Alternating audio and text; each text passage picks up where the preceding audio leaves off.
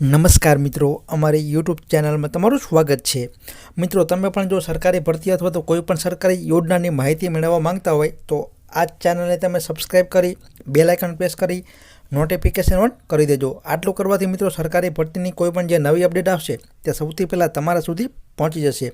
તો મિત્રો, આજે આપણે જે યોજનાની વાત કરવા જઈ રહ્યા છીએ તેમાં તમે જો આટલું કરી દેશો તો મહિને તમારા ખાતામાં આટલા પૈસા જમા થઈ જશે।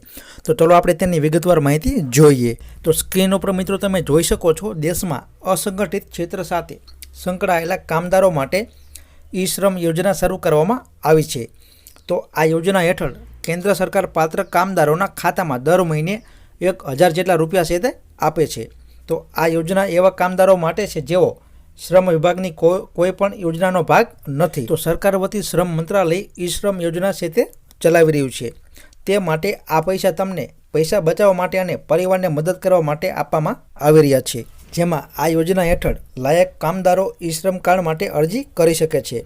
ઈ શ્રમ કાર્ડ હેઠળ કામદારોને ઘણા લાભો છે તે મળે છે, જેમાં વીમો, 60 વર્ષ પછી પેન્શન અને નાણાકીય મદદનો પણ સમાવેશ થાય છે। જેમાં લાયકાત અને દસ્તાવેજની વાત કરીએ તો ઉંમર મર્યાદા 16 થી 59 વર્ષની વચ્ચેના જે કામદારો છે તેઓ આમાં અરજી કરી શકશે। જેમાં કાર્યકર છે તે અસંગઠિત ક્ષેત્રમાં કામ કરતો છે તે હોવો જોઈએ। અને બીજું EPFO એટલે કે એમ્પ્લોય પ્રોવિડન્ટ ફંડ ઓર્ગેનાઇઝેશન અને ESIC એટલે કે આરોગ્યનો એમ્પ્લોય સ્ટેટ ઇન્સ્યોરન્સ અથવા તો NPS એટલે કે રાષ્ટ્રીય પેન્શન યોજનાનો સભ્ય છે તે ન હોવો જોઈએ। અને દસ્તાવેજની વાત કરીએ તો તમારી પાસે આધાર કાર્ડ હોવું જોઈએ, બેંક ખાતાની વિગતો અને તમે જે કામ કરી રહ્યા છો તેના વિશેની માહિતી, અને આધાર કાર્ડમાં તમારો જે મોબાઈલ નંબર છે તે પણ લિંક હોવો જરૂરી છે। તો અરજી કરવા માટે અહીં જે ઓફિશિયલ વેબસાઇટ આપેલી છે ishram.gov.in ઉપર જઈને તમે ઓનલાઈન જે આવેદન છે તે કરી શકો છો।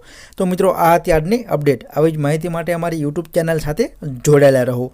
જય હિન્દ, જય ભારત।